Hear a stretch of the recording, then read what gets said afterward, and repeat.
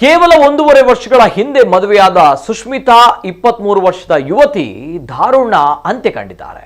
ಆಕೆಯ ಪತಿ ಮೋಹನ್, ಆತನ ತಂದೆ, ತಾಯಿ ಮತ್ತು ಮಾವ ನಟರಾಜು ಕೊಲೆ ಮಾಡಿ ಶವವನ್ನ ನೇಣು ಬಿಗಿದ ಸ್ಥಿತಿಯಲ್ಲಿ ಇರಿಸಿದ್ದಾರೆ ಎಂಬ ಆರೋಪ ಕೂಡ ಕೇಳಿ ಬರ್ತಾ ಇದೆ. ಕುಟುಂಬಸ್ಥರ ಆಕ್ರಂದನ ಮುಗಿಲು ಮುಟ್ಟಿದೆ. ಸುಷ್ಮಿತಾಳನ್ನ ಕೊರಟಗೆರೆ ತಾಲೂಕಿನ ಪುಟ್ಟಸಂದ್ರ ಗ್ರಾಮದ ಮೋಹನ್ ಮದುವೆಯಾಗಿದ್ದ. ಪ್ರತಿನಿತ್ಯ ಆಕೆಗೆ ಸೈಟ್ಗಾಗಿ ಮತ್ತು ಮಕ್ಕಳಾಗದಿದ್ದಕ್ಕಾಗಿ ಒತ್ತಡ ಹೇರಲಾಗಿತ್ತು ಎಂಬುದು ತಿಳಿದು ಬಂದಿದೆ. ಇದೀಗ ಶವವಾಗಿ ಪತ್ತೆಯಾಗಿರುವುದು ಹಲವು ಅನುಮಾನಕ್ಕೆ ಕಾರಣವಾಗಿದೆ.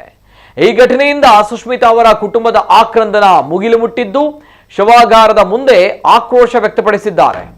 ಭಾನುವಾರ ಸಂಜೆ 4:48ಕ್ಕೆ ಸುಷ್ಮಿತಾ ತನ್ನ ತಾಯಿಗೆ ಕೊನೆಯ ಸಂದೇಶ ಕಳುಹಿಸಿದ್ರು.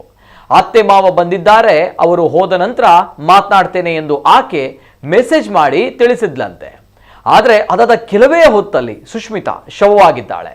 ಸಂಜೆ 5ರಿಂದ 6 ಗಂಟೆಯ ಸುಮಾರಿಗೆ ಈ ದಾರುಣ ಕೃತ್ಯ ನಡೆದಿದೆ. ಸುಷ್ಮಿತಾರ ಶವವನ್ನ ಮನೆಯಲ್ಲಿ ನೇಣು ಬಿಗಿದ ಸ್ಥಿತಿಯಲ್ಲಿ ಪತ್ತೆ ಮಾಡಲಾಗಿದೆ. ಆದರೆ ಕುಟುಂಬದವರು ಇದು ಆತ್ಮಹತ್ಯೆಯಲ್ಲ, ಬದಲಾಗಿ ಯೋಜಿತ ಕೊಲೆ ಎಂದು ಆರೋಪಿಸಿದ್ದಾರೆ.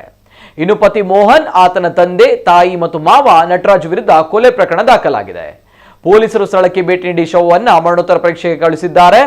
ಪ್ರಾಥಮಿಕ ತನಿಖೆಯಲ್ಲಿ ಸುಷ್ಮಿತಾರ ದೇಹದ ಮೇಲೆ ಗಾಯದ ಗುರುತುಗಳು ಕೂಡ ಕಂಡು ಬಂದಿವೆ ಎಂದು ಪೊಲೀಸ್ ಮೂಲಗಳು ತಿಳಿಸಿವೆ. ಇದು ಕೊಲೆಯಾದ ನಂತರ ಆತ್ಮಹತ್ಯೆಯಂತೆ ಕಾಣಿಸಲು ಶವವನ್ನ ನೇಣಿಗೆ ಕಟ್ಟಲಾಗಿದೆ ಎಂಬ ಶಂಕೆ ಕೂಡ ವ್ಯಕ್ತವಾಗಿದೆ.